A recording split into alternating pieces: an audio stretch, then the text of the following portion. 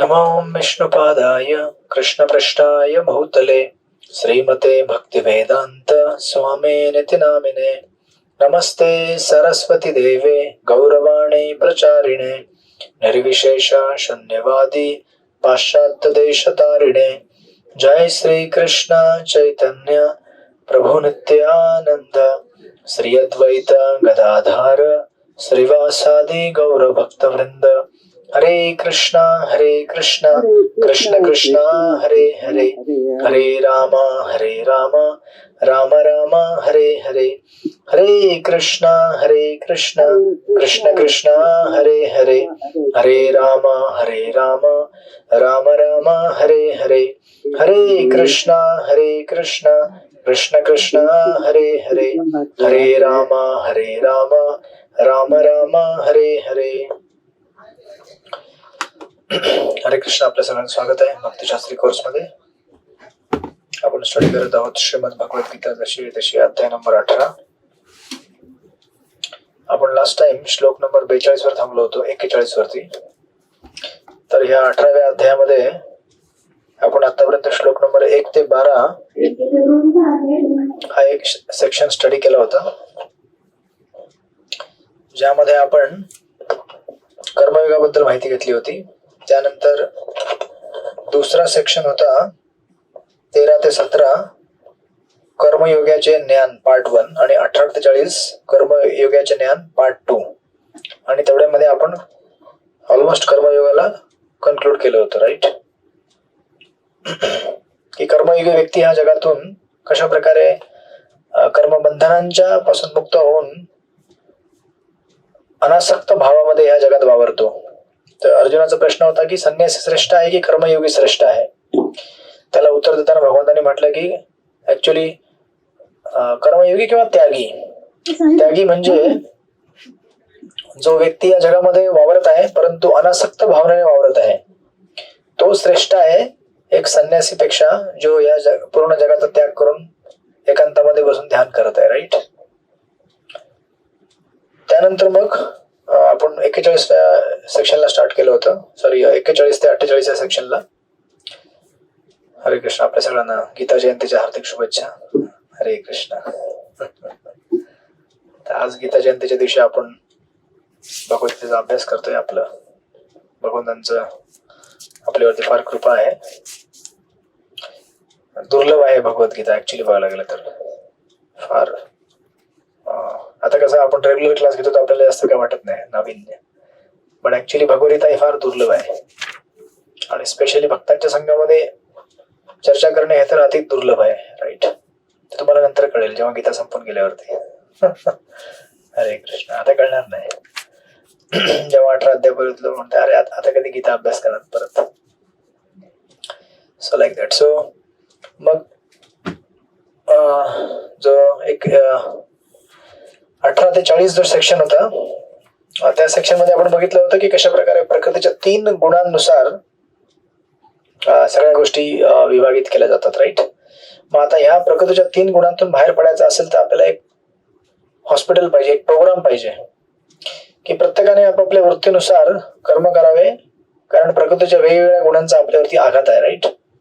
So ब्राह्मण सत्वगुणी आहे, क्षत्रिय रजगुणी आहे, वैश्य रजगुणी आणि तमोगुण मिक्स आहे आणि शूद्र तमोगुण आहे, राईट। तर प्रत्येकाला आपापल्या मेंटॅलिटी प्रमाणे कर्म करून या जगातून मुक्त व्हायची संधी भेटली पाहिजे, म्हणून वर्णाश्रम धर्म बनवलेला आहे। तर त्याच्याबद्दल आपण चर्चा चालू केली होती की भगवंतांनी आपल्या सगळ्यांना या जगामध्ये, म्हणून बघा सगळे काही संन्यासी बनू शकत नाहीत, राईट। आणि ते रेकमेंडेड पण नाही भगवंतांकडनं। भगवंत म्हणतात की या जगामध्ये जो कर्म करून अनासक्त भावामध्ये राहतो तो श्रेष्ठ आहे, म्हणजे त्यागी। मग त्यागी व्यक्तीला या जगात वावरण्याकरता एक वर्णाश्रम सिस्टम बनवलेली आहे, 4 वर्ण आणि 4 आश्रमांची। तर त्याचं वर्णन भगवंतांनी स्टार्ट केलं होतं श्लोक नंबर 41 पासून, आणि 42 पासून मग त्याचं सविस्तर वर्णन चालू होतं प्रत्येक वर्णाचं। श्लोक नंबर 42 वाचा, शोभा शितोळे माताजी वाचा श्लोक नंबर 42। हरे कृष्ण प्रभुजी दंडवत शमोदमस्तपः शौचम् क्षान्तिरर्जवमेव च ज्ञानं विज्ञानमस्तिक्यं ब्रह्म कर्म स्वभावजम शांती आत्मसंयम तपस्या पावित्र्य, सहनशीलता, प्रामाणिकपणा, ज्ञान, बुद्धिमत्ता आणि धार्मिकता या स्वाभाविक गुणानुसार ब्राह्मण कर्म करतात. श्रीकृष्ण. येस, तर हे ब्राह्मणांचे गुण आहेत. राईट. सो कोणी विचारलं की ब्राह्मण कोण आहे, तर ही व्याख्या आहे ब्राह्मणाची. आणि इंटरेस्टिंगली इथे भगवंताने, आपण हे सेक्शन अगोदर पण स्टडी केला होता, की इथे ब्राह्मणाला भक्त म्हटलं नाही, त्याला ब्राह्मण म्हटलेलं आहे. म्हणजे म्हणण्याचा अर्थ असा आहे की ब्राह्मण म्हणजे ज्याचा वैदिक सनातन संस्कृतीवरती विश्वास आहे. पण याचा अर्थ असा नाही की तो वैष्णवच असेल. तो शैव पण असू शकतो, तो एखाद्या देवी देवताचा उपासक पण असू शकतो. राईट. म्हणून तुम्हाला वेगवेगळ्या प्रकारचे ब्राह्मण समाजामध्ये दिसतील. म्हणजे कोणी कर्मकांडी स्तरावरचे ब्राह्मण असतात, कोणी ज्ञानकांड स्तरावरचे ब्राह्मण असतात, पण वैष्णव हे त्याच्या पलीकडे असतात. म्हणून इथे हा शब्द वापरलेला आहे, स्पेशली आस्तिक्यम. आस्तिक्यम म्हणजे ज्याला वैदिक संस्कृतीमध्ये किंवा धार्मिक गोष्टींमध्ये विश्वास आहे, पण त्याच्यामध्ये वेगवेगळे लेवल आहेत. राईट. मग आपण योगा लॅडर जेव्हा बघतो तेव्हा कोणी योगा लॅडर मध्ये कोणी देवतांचा उपासक असेल, कोणी ब्रह्माचा उपासक असेल, ब्रह्म म्हणजे ब्रह्मज्योतीचा, आणि कोणी डायरेक्ट भगवंतांचा उपासक असेल. हे वेगवेगळे लेवल आहेत. या तिन्ही स्तरावरती ब्राह्मण असू शकतात. राईट. जसं आपल्याला श्रीमद भागवत मध्ये शुक्राचार्यांचं उदाहरण आहे. राईट. बली महाराज आणि शुक्राचार्यांच्या प्रसंगामध्ये जेव्हा शुक्राचार्य बघतात की बली महाराज वामनदेवना सर्वस्व अर्पण करणार आहे, तर ते मना करतात. ते म्हणतात की अगर आपने इस तरह से सब कुछ अर्पण कर दिया उनको, तो फिर मेरे रोजी रोटी का कैसे होगा. राईट. आता परफेक्शनल स्टेज जी आहे ती वैष्णवाने प्राप्त केलेली आहे. मग ह्या लिलेमध्ये तुम्हाला दिसेल, भले शुक्राचार्य गुरु आहेत, पण शिष्य जो आहे तो वैष्णव आहे आणि गुरु जे आहेत ते कर्मकांडी ब्राह्मण आहेत. राईट. म्हणून समाजामध्ये वेगवेगळ्या लेवलचे वेगवेगळे ब्राह्मण असतात, राजसिक, तामसिक. आणि बघा ना, म्हणून काही जे रिच्युअल असतात तामसिक रिच्युअल पण असतात. राईट. काही राजसिक रिच्युअल पण असतात, कर्मकांड. तर ते करण्याकरता तुम्हाला त्या प्रकारचे ब्राह्मण लागतील. राईट. जसं कुठे बली द्यायची आहे, राईट, एखाद्या याची, किंवा तंत्रविद्या वगैरे असेल, अँड सो फोर्थ. म्हणून ऍक्च्युली प्रल्हाद महाराज आपल्या प्रार्थनेमध्ये एक ठिकाणी म्हणतात, 7व्या स्कंदामध्ये, विप्राद दिशगुणान अरविंद नाभ पादारविंद विमुखात स्वपच गरिष्ठम मन्नेत अर्पिते मनोवचने हि तार्थ प्राणम पुनाती सकुलम नतु भूरिमान. ते म्हणतात की ऍक्च्युली जर ब्राह्मण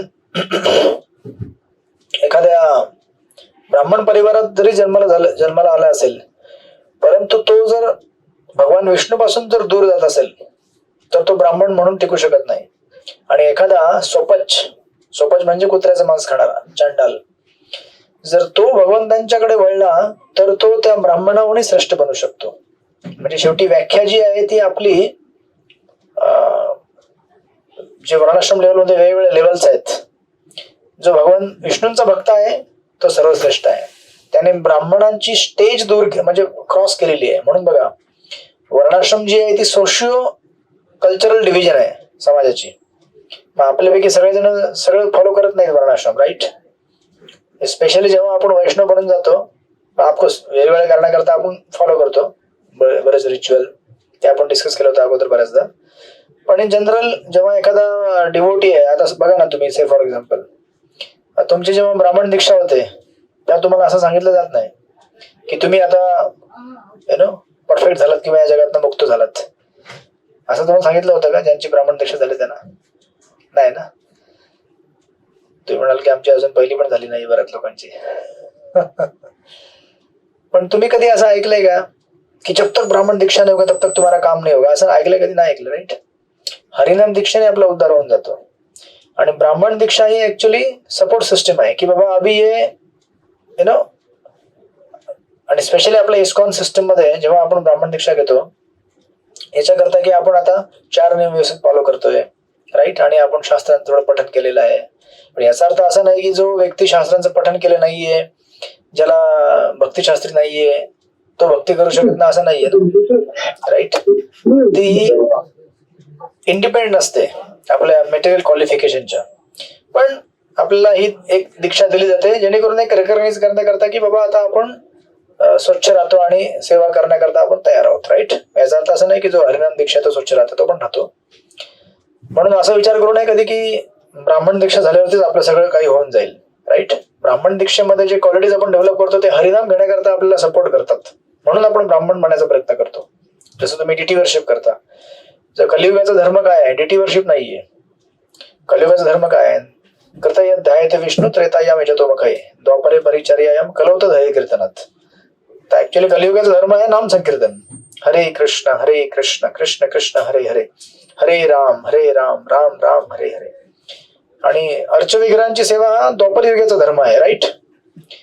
परंतु कलियुगामध्ये आपण अर्चविग्रहांची सेवा करतो का? कारण अर्चविग्रहांची सेवा करताना टाइमवरती उठावं लागतं, स्वच्छ राहावं लागतं, नियम पालन करावे लागतात. त्याने सत्वगुणाची निर्मिती होते आणि सत्वगुणामध्ये मग आपण चांगल्या प्रकारे नामजप करू शकतो. राईट. म्हणजे जेवढ्या काही गोष्टी आपण आज इस्कॉन मध्ये करत आहोत त्या सगळ्या गोष्टींचा केंद्रबिंदू एकच आहे की जे एन प्रकारे ना आपल्या नाम जप याला आपल्याला सपोर्ट भेटला पाहिजे.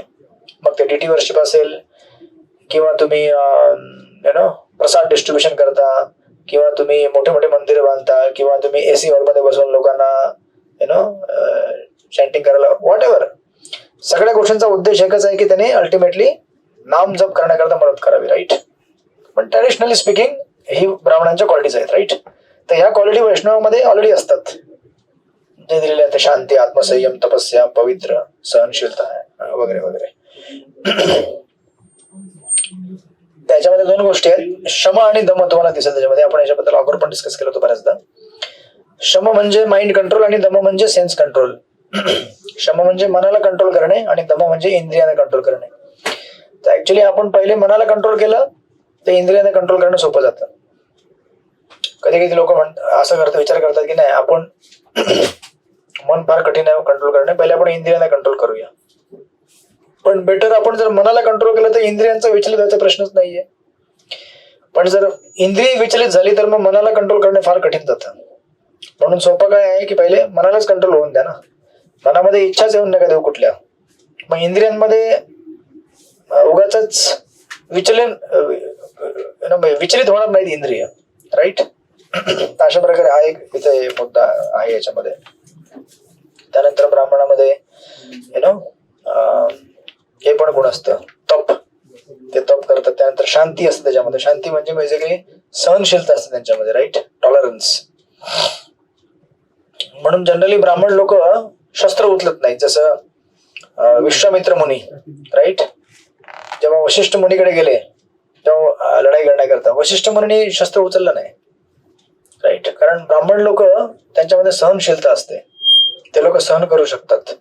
आणि ब्राह्मणाला हे एक्सपेक्टेड आहे की त्याने सहनशील असावं आणि बाकी लोकांना माफ करावं जरी त्यांनी आपल्यावरती अत्याचार केले तरी सुद्धा. पण क्षत्रिय असं करू शकत नाही. मग ते नेक्स्ट क्वालिटी क्षत्रियाची येईल.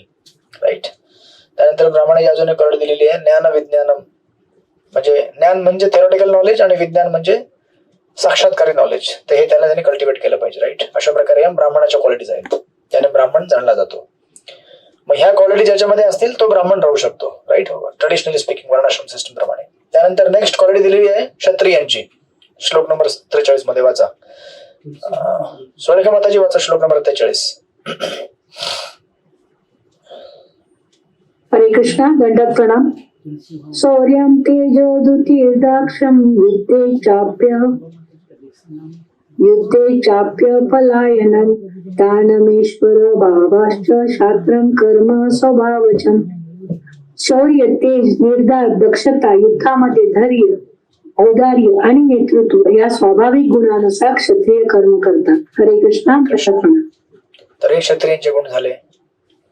मग तुम्ही आता जर व्यवस्थित बघितलं एक्झॅक्टली ब्राह्मण आणि क्षत्रिय दोघांच्या क्वालिटीमध्ये बघा. ब्राह्मणाला शांत राहायला सांगितलेलं आहे पण क्षत्रियाला सांगितलं नाहीये. राईट. ब्राह्मणाला सांगितलंय की त्याच्यामध्ये युद्धामध्ये धैर्य, औदार्य, नेतृत्व हे सगळे गुण असावेत. ऑफकोर्स ब्राह्मणामध्ये हे गुण असतात कारण तो वरच्या स्टेजला, म्हणजे त्याच्यामध्ये क्षत्रियांचे गुण असणारच आहेत. पण जे आपल्या रिस्पॉन्सिबिलिटी ड्युटीज आहेत, ब्राह्मणाला जनरली सांगितलं जातं की तुम्ही सहनशील असावं आणि माफ करावं. पण क्षत्रियाला सांगितलं जातं तुम्ही कसं असावं, युद्धामध्ये सहनशील नसावं. आणि युद्धामध्ये तुम्ही, म्हणून बघा आपले हे एक डिवोटी होते कोल्हापूरमध्ये, क्षत्रिय सैनिक होते ते, जेव्हा कारगिल वार चालू होता ना त्याच्या अगोदर काही महिन्यांपूर्वी, तर ते म्हणायचे की मी तर भगवंतांना प्रार्थना करतो की लवकर युद्ध चालू व्हायला पाहिजे. राईट. का? कारण क्षत्रियत्व एवढं असतं की त्यांना वाटतं की युद्ध कधी होईल. कारण क्षत्रियांकरता काय आहे, युद्ध म्हणजे फिस्ट आहे. ज्या प्रकारे जे डिवोटी असतात ज्यांना चॅन्टिंग मध्ये रस असतो ते म्हणतात की एकादशी कधी येते, आपण 64 माळा करू. राईट. त्यांच्याकरता फिस्ट आहे. किंवा एखादी डिवोटी त्यांना भागवतम वाचायला आवडतं, ते म्हणतात की अरे कधी घरी जातो आणि कधी भागवतम वाचतो, 5-5, 6-6 तास, 8-8 तास. राईट. सो ज्याच्या त्याच्या क्वालिटी प्रमाणे मग ते डिवोटी म्हणायचे की अरे कब आएगा युद्ध. राईट. सो तर हे वेगवेगळ्या क्वालिटीज आपण जेव्हा वेगवेगळ्या लोकांमध्ये बघणार त्यानुसार त्यांनी आपलं कर्म केलं तर ते लोक स्टडीली आपल्या जीवनामध्ये चालू शकतात वर्णाश्रम सिस्टीम प्रमाणे. राईट. जसं इथे ब्राह्मणाचं एक उदाहरण दिलेलं आहे, सॉरी क्षत्रियाचं उदाहरण दिलेलं आहे. जसं ब्राह्मण जे असतात ते इंटेलेक्च्युअली त्यांना सॅटिस्फाईंग गोष्ट जर भेटली नाही वाचन करायला किंवा बसून अध्ययन करायला, तर ते लोक डिस्टर्ब होतात. आपण डिस्टर्ब होतो का? जर आपल्याला समजा दिवसातनं 2 तास जर भागवत वाचायला भेटले नाही, आपण डिस्टर्ब होतो का? नाही. राईट. मग आपण समजून घ्यायचं आपला गुण कुठल्या प्रकारचा आहे. ऑफकोर्स आपण वैष्णव म्हणून आपण प्रभुपादाने दिले, आपण ते पालन करायचा प्रयत्न करतो की प्रभुपादाने आपल्याला दिलेलं आहे की एवढे तास पुस्तक वाचलं पाहिजे, एवढं जप केलं पाहिजे. राईट. पण ऍक्च्युली ट्रेडिशनली बघायला गेलं तर हे गुण असतात त्यांचे. जसं ब्राह्मणात आपण बघितलं होतं शमोदम. राईट.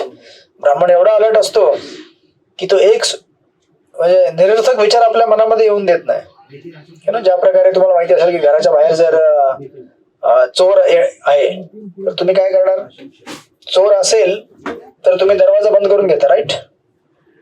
बरोबर आहे का नाही? किंवा जर तुम्हाला कळलं असेल आता चोर येणार आहे किंवा आला आहे तर आपण दरवाजा उघडा जर असेल तर जाऊन पटकन बंद करतो, किंवा जर बंद जरी असेल तर त्याला आपण व्यवस्थित भक्कम करायचा प्रयत्न करतो. राईट. तर हे क्षत्रिय ब्राह्मणाचे गुण असतात. एवढा तो इंटेलेक्च्युअली अलर्ट असतो की थोडं पण चान्स द्यायचा नाही कुणालाही, कुठलाही विचाराने यायचा. त्याच्या विरुद्ध जे क्षत्रिय असतात ते जाऊन चॅलेंज करतात. राईट. तर लाईक दॅट हे क्षत्रियांच्या क्वालिटीज आहेत. शौर्य स्पेशली तेज आणि युद्धेच्या पलायनम, म्हणजे युद्धामधून कधी पळून जायचं नसतं. जर पळून गेला तर आपण क्षत्रिय नाहीये. मग आजकाल क्षत्रिय किती आहेत तुम्ही बघून घ्या, जे युद्धभूमीवरती जातात. राईट.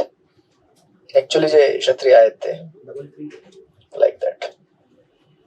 अशा प्रकारे. मग त्यानंतर पुढचा वर्ण आहे 44 मध्ये वैश्य, आणि त्याच श्लोकामध्ये शूद्राचं पण दिलेलं आहे. वाचा श्लोक नंबर 44. प्रीतिगोविंद माताजी वाचा. हरे कृष्ण प्रभू. दंडवत प्रणाम. ऋषी गोरक्ष वाणिज्य वैश्य कर्मसभाजम परिचयात्मक कर्म शूद्रस्थापी स्वभाजम. ऋषी गोरक्षा आणि व्यापार हे वैश्याचे स्वभावजन्य कर्म आहे, आणि श्रम व इतरांची सेवा करणे हे शूद्राचे कर्म आहे. येस. आता इथे वैश्य आणि शूद्र या दोघांच्या क्वालिटीज दिलेल्या आहेत. मग वैश्याला काय आवडतं? कृषी, गोरक्षा आणि व्यापार हे वैश्यांना आवडतं. राईट. आणि शूद्रांना इतरांची सेवा करायला आवडतं. राईट. ऍक्च्युअली शूद्राची क्वालिटी फार महत्वाची आहे कलियुगामध्ये आपल्याकरता, नाही स्पेशली वैष्णवांकरता फार महत्वाची आहे. म्हणून कोणी असा विचार करू नये की अरे माहिती तो शूद्र नाही. सबसे बेस्ट क्वालिटी आहे सेवा करणं. मग आता कसं आहे, याला जो आपण अँगल जोडत होतो वर्णाश्रम सिस्टीमचा, की प्रत्येकाला आयुष्यामध्ये काहीतरी एक्साइटमेंट लागते. राईट. तुम्हाला जीवनामध्ये एक्साइटमेंट नसेल तर लाईफ बोरिंग होऊन जाईल. Isn't it? आता ब्राह्मणाची एक्साइटमेंट काय आहे? शास्त्र पाठन. क्षत्रियाची एक्साइटमेंट काय आहे? युद्ध कुठे चाललंय किंवा मला मॅनेजमेंट करायचंय, व्यवस्थापन बघायचंय. वैश्याची एक्साइटमेंट काय आहे? बिझनेस किंवा कृषी करणे, गोरक्षा करणे. आणि शूद्रांची एक्साइटमेंट काय आहे? सेवा कुठे मला भेटतीये.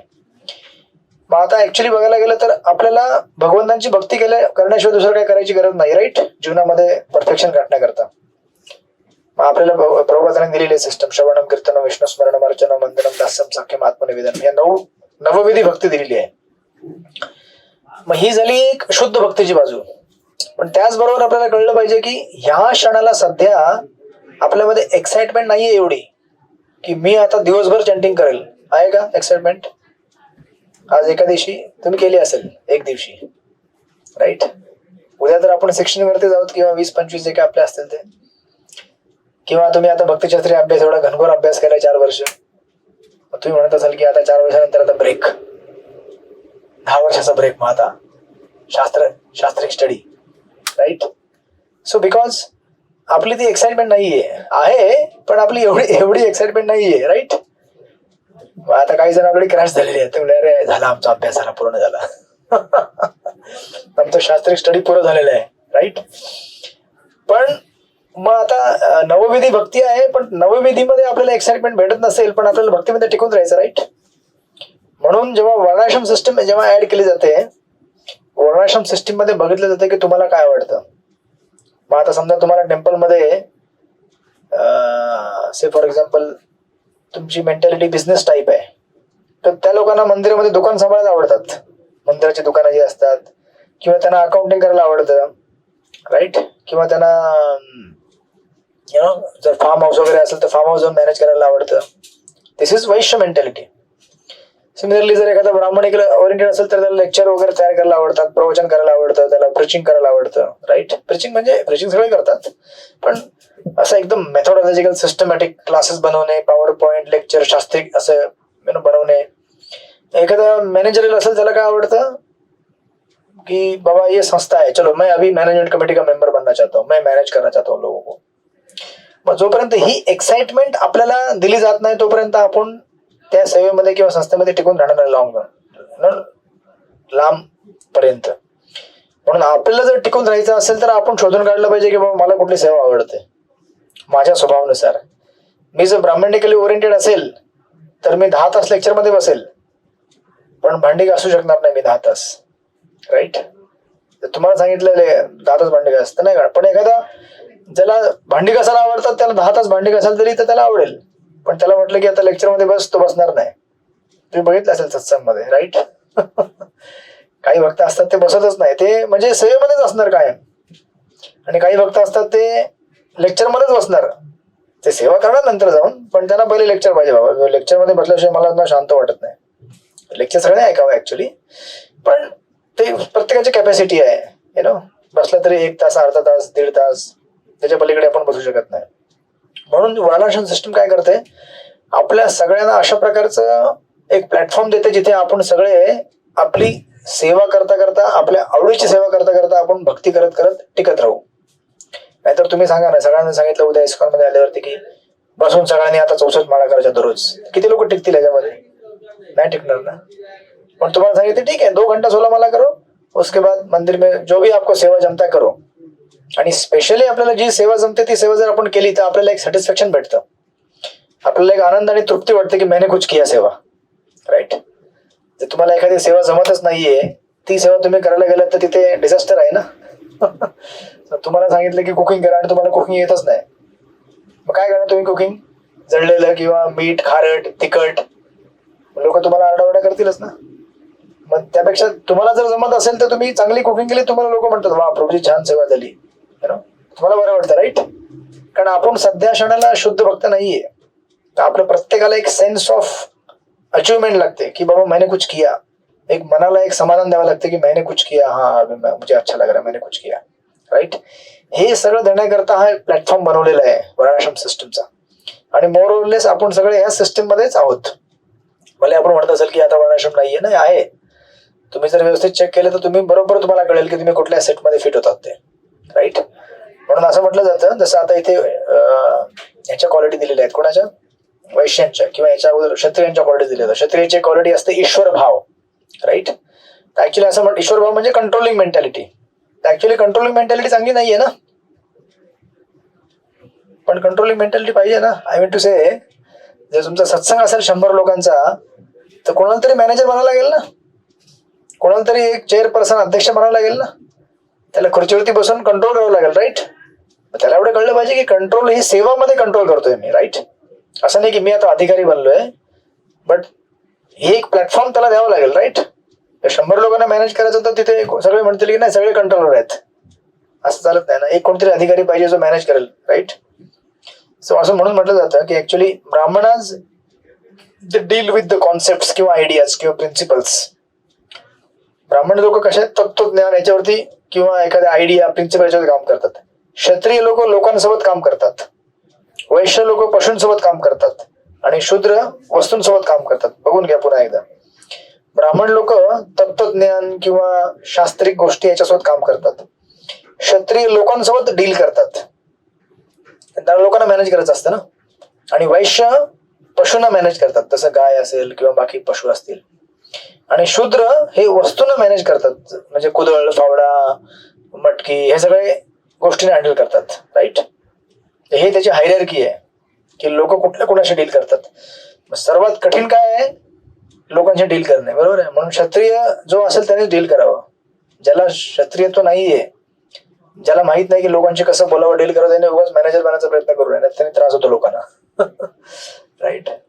आणि त्यालाच माहिती आहे की कसं डील करायचं लोकांशी, अशा प्रकारे. सो दिस इज हाऊ की वर्णाश्रम सिस्टम काय करते, आपल्या प्रत्येकामध्ये जी एक मेंटॅलिटी आहे त्या सगळ्या मेंटॅलिटीला घेऊन म्हणते की चलो आपको क्या अच्छा लगता है, अच्छा मैनेजमेंट करना अच्छा लगता है, चलो मैनेजमेंट सेवा करो.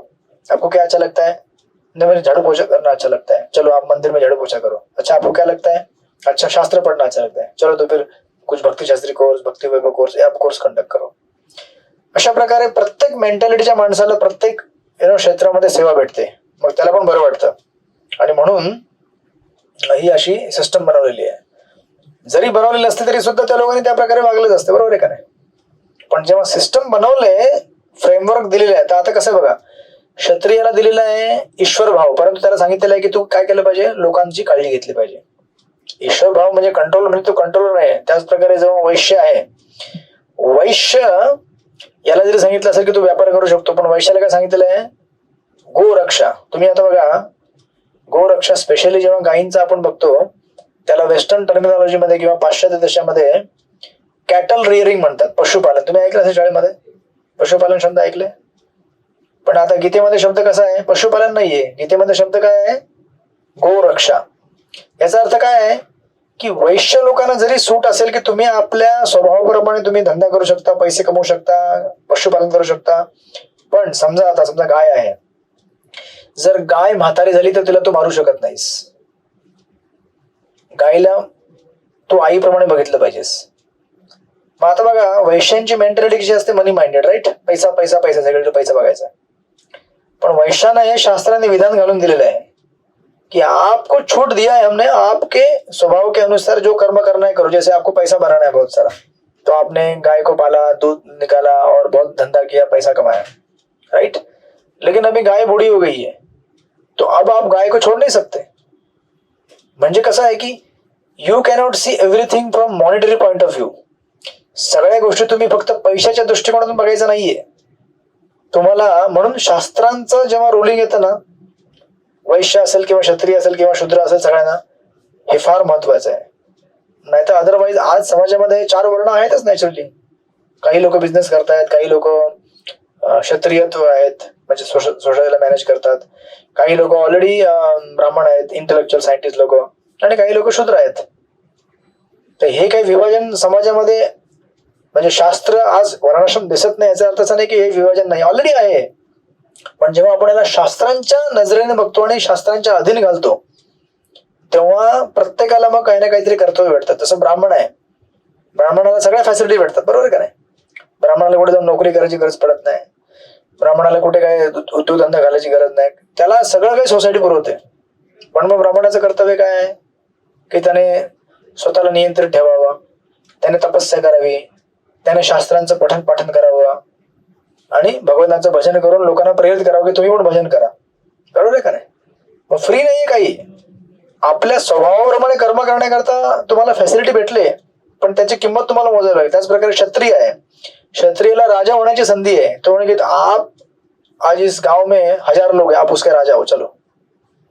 पण राजा म्हणजे तो असं म्हणू शकत नाही, अरे मैं राजा हूं, चल ये इधर झाड़ू पोछा करो, ये काम करो, ये लेके आओ, वो लेके आओ, और यहाँ पे 50 रानी है मेरी महल में, मैं एंजॉय करूंगा. नाही, राजाला काय सांगितलेलं आहे, जेव्हा युद्ध होईल तेव्हा युद्धात न पडू शकत नाहीस तू, तेव्हा तुला युद्धामध्ये म्हणजे शत्रूंचा सामना करून आपल्या प्रजेची रक्षा करावी लागेल, त्याला सांगितलेलं आहे.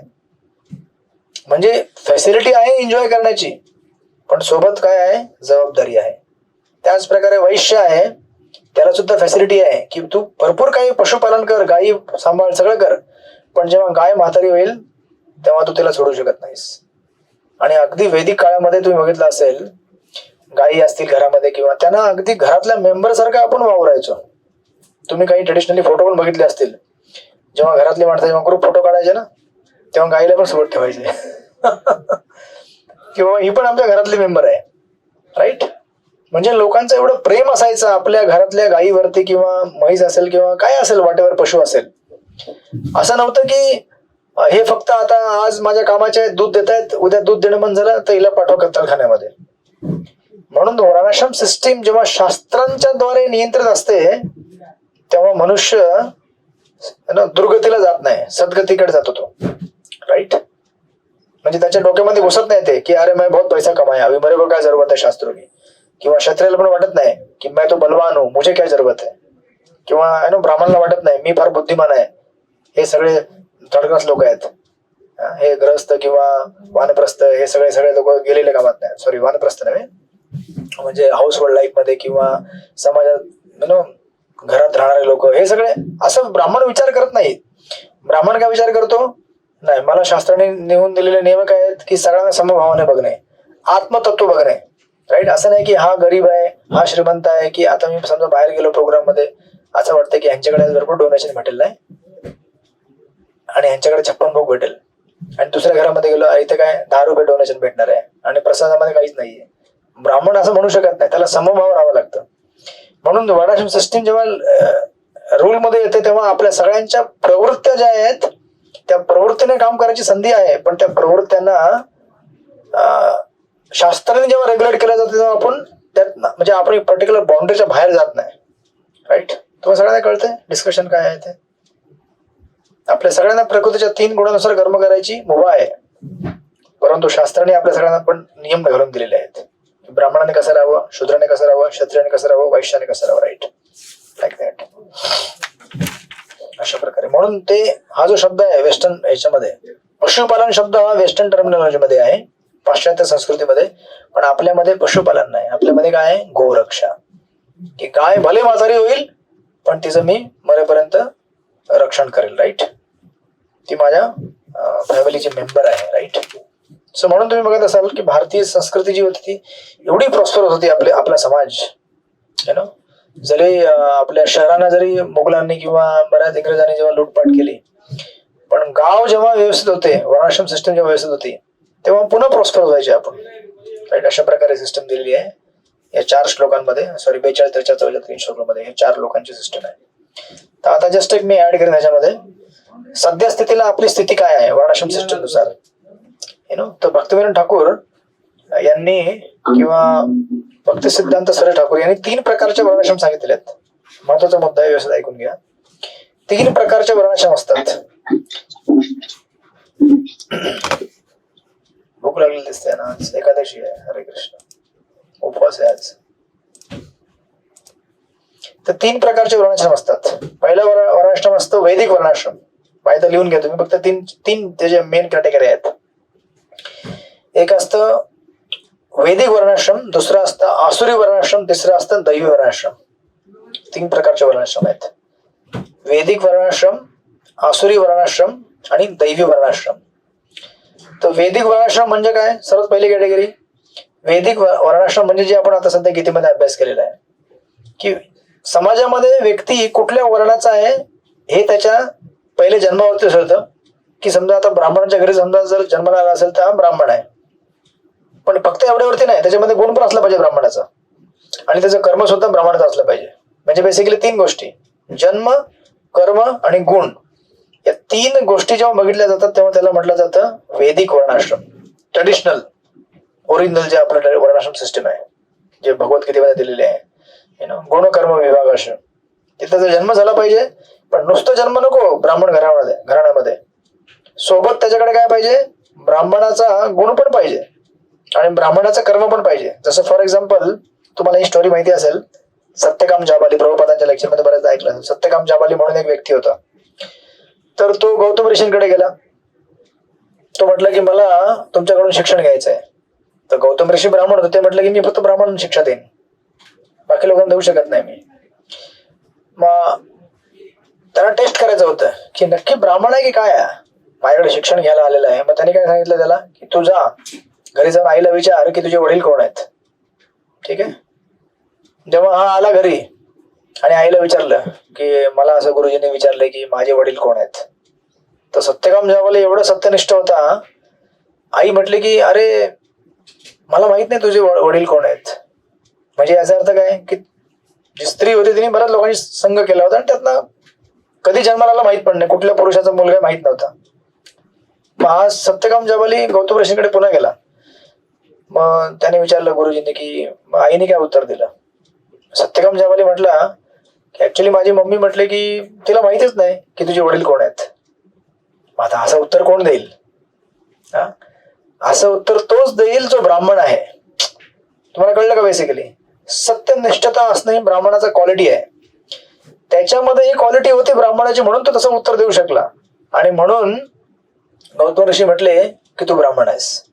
भले तू आता शूद्र परिवारामध्ये दिसतोयस पण ऍक्च्युली तू ब्राह्मणाचा पुत्र आहेस. म्हणजे बेसिकली त्या स्त्रीने ज्याची संग केला असेल तो ब्राह्मण असेल किंवा कोणी असेल वॉट एव्हर यु नो, पण ब्राह्मणिकल क्वालिटी मधला आहे.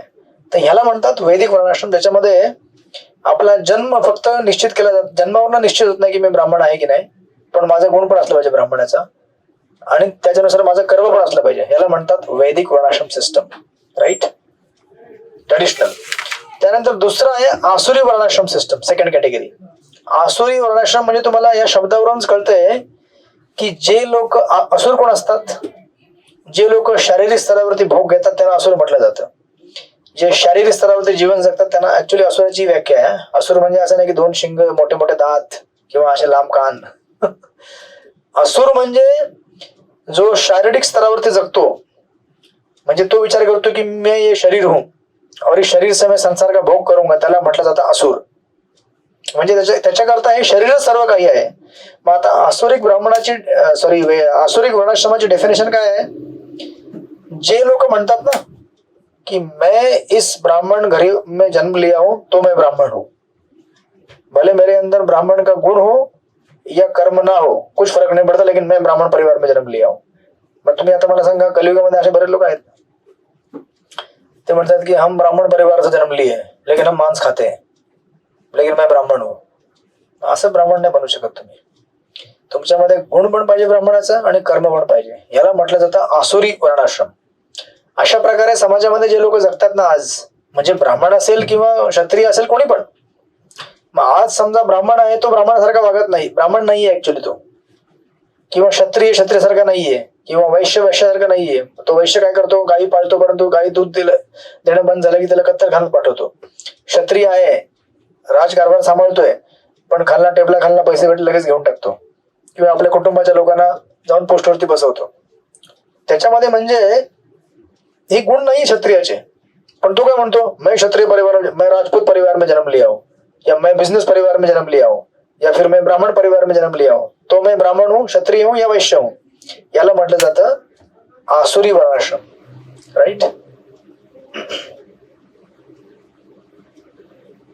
मग ते सध्या तुमचं आहे ना, ते काय त्याला म्हणतात, मी कोणा टीका टिप्पणी करत नाही, पण ते जे तुम्ही म्हणता ना की एवढं आरक्षण ह्याला दिलं पाहिजे, एवढं आरक्षण त्याला दिलं पाहिजे, ही सिस्टम जी आहे ती कशी आहे की अनफॉर्च्युनेटली म्हणजे आपण बघत नाही की कोणाचा काय गुण आहे.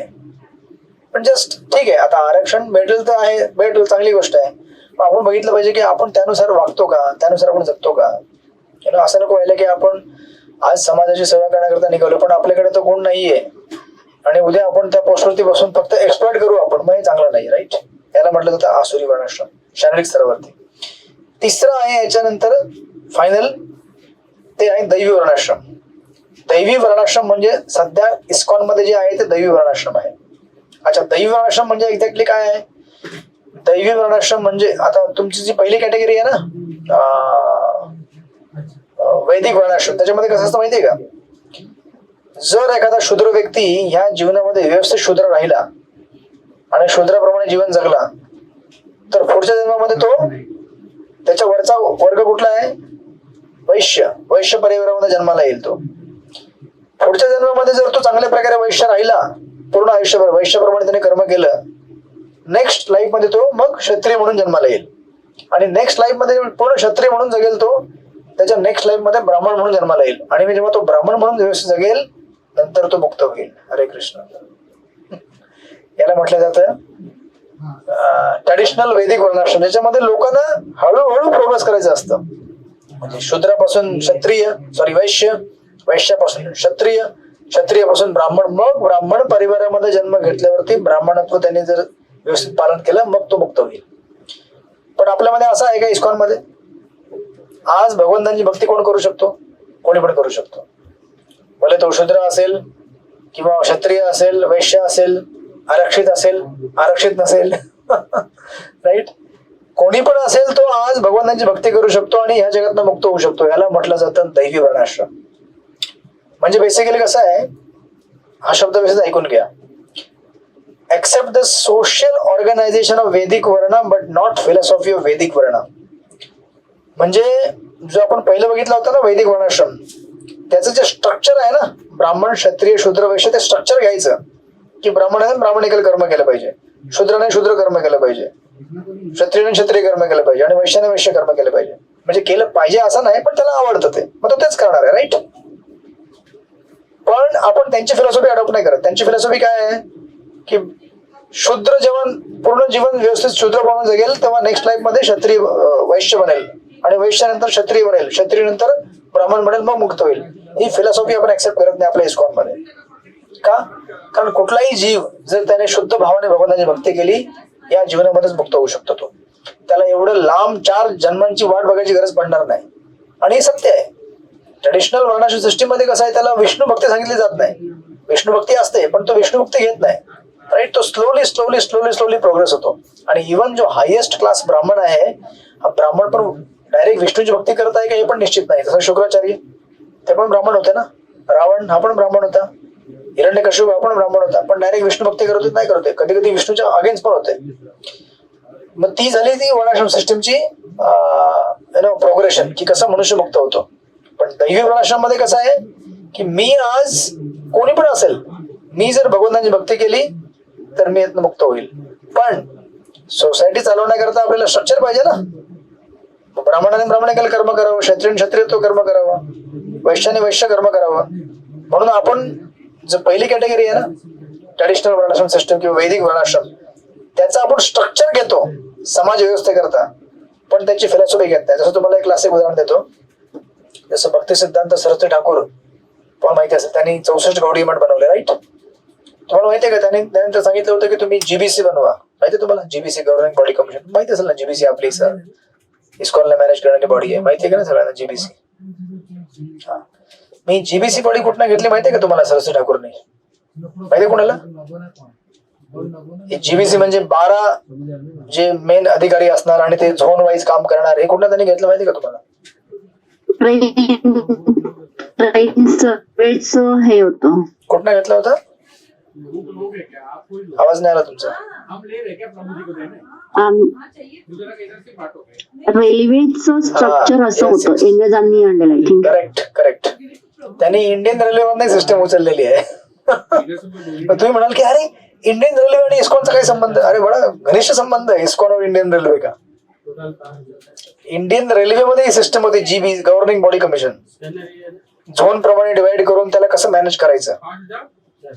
भक्ती सिद्धांत ठाकूरजींनी काय केलं, तीच सिस्टम त्यांनी बघितली की अरे बहुत अच्छी तरह से, अजून पण तुम्ही बघितलं असेल भारतामध्ये इंडियन रेल्वे किती सिस्टमॅटिकली मॅनेज केले जाते.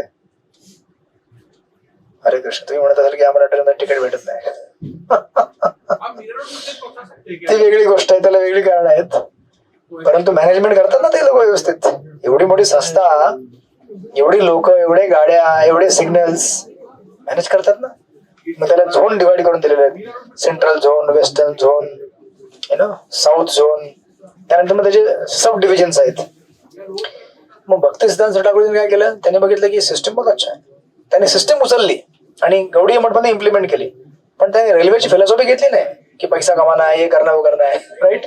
फिलॉसॉफी उचलली नाही, स्ट्रक्चर उचललं, ऑर्गनायझेशन, राईट. तसंच इस्कॉन मध्ये आपण काय करतोय आपण आज वैदिक वर्णाश्रम जे आहे ना, पहिले आपण जे स्टडी केलं होतं त्याचं आपण स्ट्रक्चर घेतलेलं आहे कि ब्राह्मण, क्षत्रिय, शूद्र, वैश्य, हर किसी को अपने अपने मेंटेलिटी के अनुसार काम करने दो.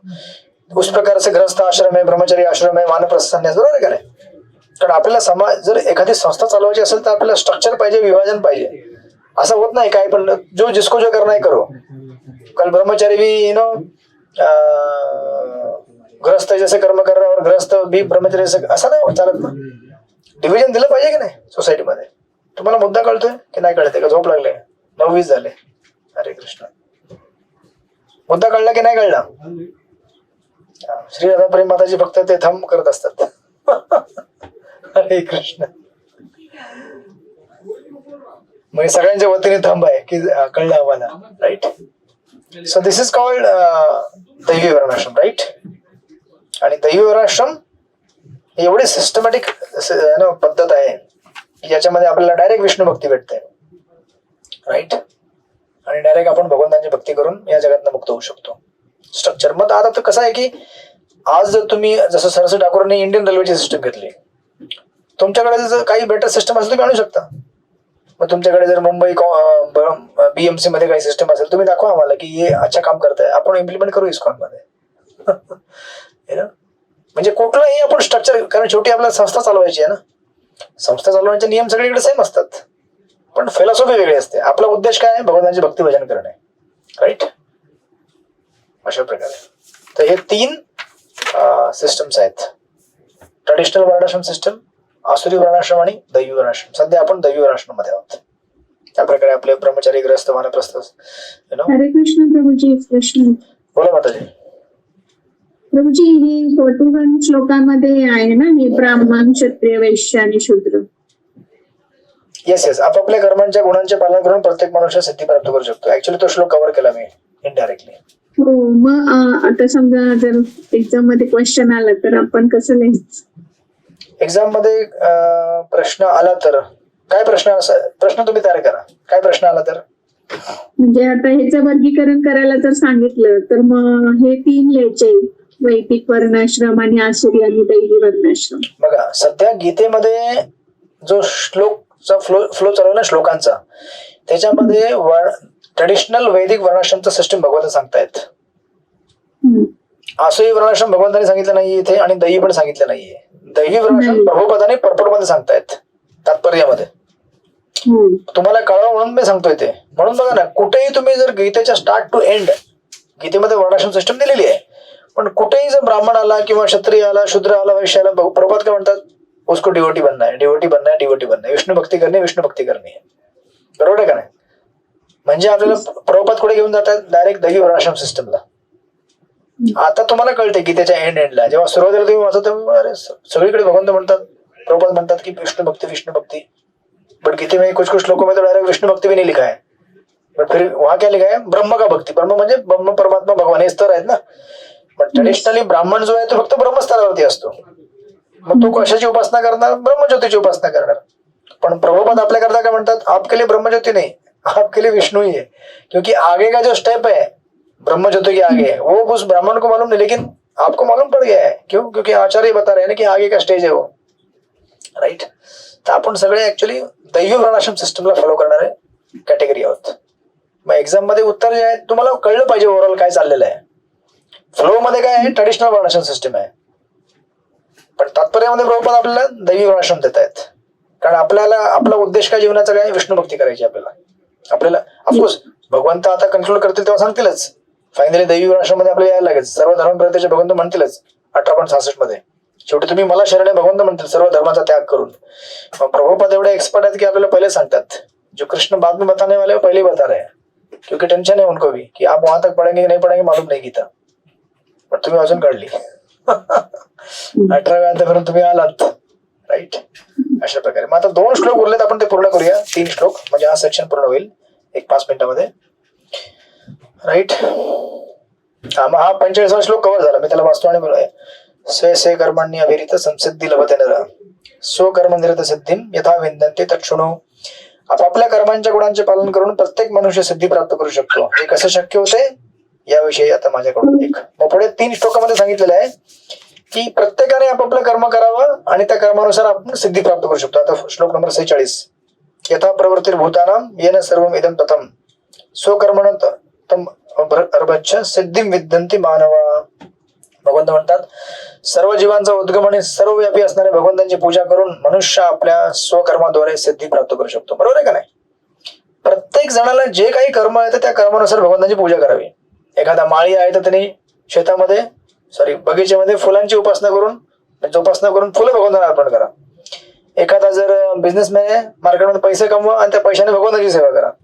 एखादा क्षत्रिय आहे त्यांनी समाजाची रक्षा करून भगवंताची सेवा करा, वैष्णवांची रक्षा करून. राईट. एखादा ब्राह्मण आहे तर त्यांनी शास्त्रांचं पठण करून लोकांना त्याच्यावरती सांगून हे करा. राईट. आणि इथे स्पेशली सांगितलेलं आहे स्वकर्मण म्हणजे स्वतःच्या कर्मानुसार. राईट.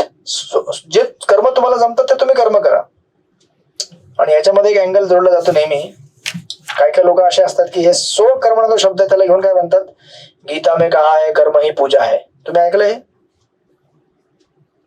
स्वकर्मण? ते म्हणतात की कर्म ही पूजा आहे. मतलब ईश्वर की पूजा करने की जरूरत नाहीये क्या? मग काही लोक एवढे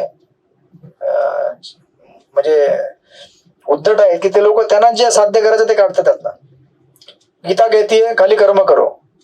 अरे जब आप आपका कर्म करते हुए ईश्वर की आराधना करोगे तब आप, म्हणून जे शब्द आहे ना कर्म हीच पूजा आहे. आपण विस्तारामध्ये घेतो होतो, तुम्हाला आठवत असेल तर 2.47 श्लोकामध्ये विस्तारात घेतलं होतं. ते रेकॉर्डिंग तुम्ही जाऊन ऐका, ते पूर्ण रिपीट करणार नाही मी इथे. कर्म ही पूजा नसते तर कर्म ही पूजा बनते कधी, जेव्हा आपण ईश्वराची आराधना करतो. आज आपलं कर्म हे पूजा बनलेलं आहे का? पूजा म्हणजे कसं, डिवाइन कॉन्शियसनेस. की कर्म करताना मला असं वाटत नाही की मी करताय म्हणून. कर्म करताना मला माहितीये की कर्म मी करतोय पण भगवंत मला साथ देतात म्हणून मी कर्म करू शकतोय. आणि हे कर्म फक्त माझ्या करता नाहीये, ह्याच्यात निर्माण झालेलं फळ हे इतरांकरता सुद्धा आहे, फक्त मी भोगता नाहीये. मग कर्म किंवा वर्क हे वर्शिप किंवा कर्म ही पूजा कधी बनते, जेव्हा मी कर्म करायच्या अगोदर ईश्वराची आराधना केली असेल तेव्हा. म्हणजे पूजा केली की असेल अगोदर देवाची ऑफिसला जाण्यापूर्वी, तर माझं ऑफिस मधलं कर्म काय बनतं, पूजा बनतं. म्हणून एक प्रश्न विचारला होता कथाकारानं की कर्म श्रेष्ठ आहे की धर्म श्रेष्ठ आहे? सांगा मला. आता तुम्ही ऐकलं पण असेल बऱ्याचदा हे प्रश्नाचं उत्तर. कर्म श्रेष्ठ आहे की धर्म श्रेष्ठ आहे? हे 2 तत्व समाजामध्ये चालतात ना, कर्म आणि धर्म. मग बरेच लोक म्हणतील कर्म श्रेष्ठ है क्योंकि कर्म से सब कुछ होता है. ऑफिस नाही जाएगा, शेतामध्ये नांगरलं नाही किंवा दुकान मध्ये हे चालवलं तर कसं चालणार कर्मानुसार? कर्म नसेल तर कर्माशिवाय कसं चालेल जगात? बरोबर आहे का नाही? मग आता विचार करा, कर्म हे बऱ्याच प्रकारचे असतात. समजा आता एखाद्याची हत्या करणे हा पण कर्म आहे की नाही? हरे कृष्ण. किंवा तुम्ही दुकानामध्ये आहात आणि तुम्ही समजा एक तुमच्याकडे ग्राहक आला, तो म्हटला अहो मला अर्धा किलो साखर द्या. मग आता तुम्ही जेव्हा मोजमाप करता साखरेचं तेव्हा तुम्ही वजन काट्यामध्ये गफलत करू शकता की नाही? अर्धा किलो म्हणजे किती? 500 ग्राम. राईट. तुम्ही 400 ग्रामात भरू शकता ना. मग आता तुम्ही मला सांगा हे कर्म आहे, बरोबर आहे का नाही? पण जोपर्यंत कर्माला धर्माची साथ नसते तोपर्यंत कर्म हे आपल्याला अधोगतीकडे घेऊन जातं. कर्म हे आपल्या दुर्गतीचं कारण बनतं. म्हणजे मी डॉक्टर आहे से फॉर एक्झाम्पल. आता आजकाल काही लोक डॉक्टर असतात ना, पण लोकांच्या किडनी चोरी करतात, आतमधले अवयव चोरी करतात. किंवा एखादा पेशंट असेल, एखाद्या पेशंटला जर औषध पाणी त्याचं 1000 मध्ये होत असेल ते म्हणतात 10,000 लगेगा. का? क्योंकि बेचारा पेशेंट अभी वो बोलेगा अरे डॉक्टर म्हणेल ये नहीं दवाई लिया तो मर जाएगा. तो मग बेचारा पेशंट लोन काढेल, काय करेल? म्हणजे कसं, एक्सप्लॉयटिंग मेंटॅलिटी. म्हणजे कर्म आपण करतोय पण कर्माला जोपर्यंत धर्माची साथ नाहीये तोपर्यंत आपलं कर्म हे आपल्याला लबाड, धूर्त, चोर बनवेल आणि आपल्याला अधोगतीकडे घेऊन जाईल. तुम्हाला कळलं का ओव्हरऑल डिस्कशन काय आहे इथे? म्हणून स्वकर्म करणे जरुरी आहे, पण ते स्वकर्म जोपर्यंत ईश्वराला समर्पित केलं जात नाही तोपर्यंत आपलं कर्म हे आपल्या बंधनाचं कारण बनतं. बंधन काय? नरकाचं कारण बनेल. म्हणजे भले तुम्ही आपल्या मेंटॅलिटी, तो म्हणेल की मैं वैश्य हूं, मुझे वैश्य रहना अच्छा लगता है तो मैं बिजनेस कर रहा हूं, मैं शास्त्र के हिसाब से रह रहा हूं. नहीं, शास्त्र में वैश्य के लिए और विधान भी दिए गए हैं, गोरक्षा। आप गाय से दूध ले रहे हो, जब गाय दूध देना बंद करेगी आप उसको कत्तल खाने में भेज नाही सकते, राईट. म्हणजे जोपर्यंत धर्माची साथ नाही तोपर्यंत आपलं कर्म हे आपल्याला बुडवून टाकेल. म्हणून कर्म हे फक्त पूजा नसते.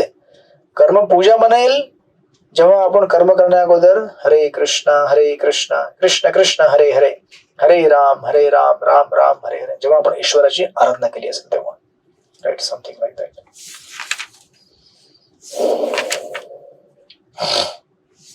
अशा प्रकारे मग आता हळूहळू हा सेक्शन जो आहे ना, हा सेक्शन हळूहळू आपल्याला हे शिकवेल की आपण आपलं कर्म कसं ईश्वराला त्याला काय म्हणतात इंग्लिशमध्ये ऑफर करावं किंवा समर्पित करावं. मग आता तुम्ही बघा, आपण थांबतो इथे, झालं ते 2 श्लोक नंतर घेईन मी, उद्या घेईन नेक्स्ट टाइम बुधवारी. म्हणजे बेसिकली आपण पहिले कर्मयोग स्टडी केला, श्लोक नंबर 1 ते 40, आणि आपण बघितलं की कशा प्रकारे जगामध्ये आपण प्रकृतीच्या 3 गुणांनी बद्ध आहे आणि आपलं जे कर्म आहे ते ईश्वराला आपण आपापल्या गुणानुसार आपण कर्म करतो. पण मग आता गुणानुसार कर्म करणे ही चांगली गोष्ट आहे, पण आपलं हे कर्म फक्त गुणानुसार न करता ते शास्त्राने सांगितलेलं आहे की हे तुझा गुण आहे आणि ह्या गुणासोबत तुझा एक पर्टिक्युलर जबाबदारी आहे.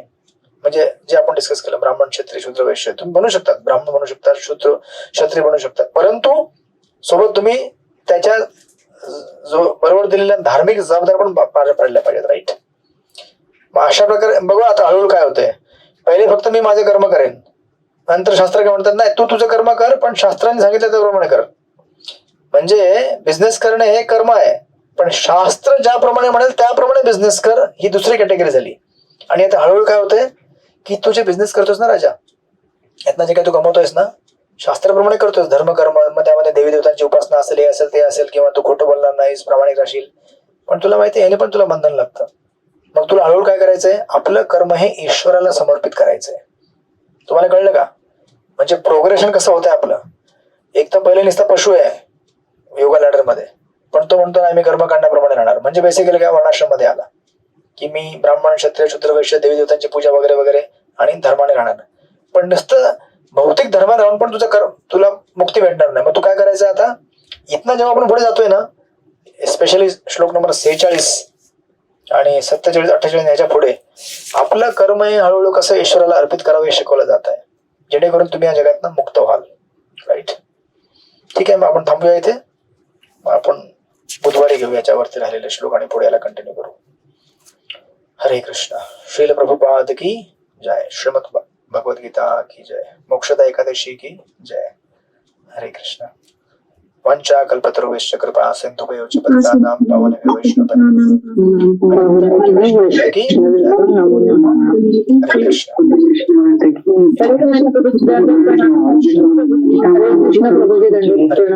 हरे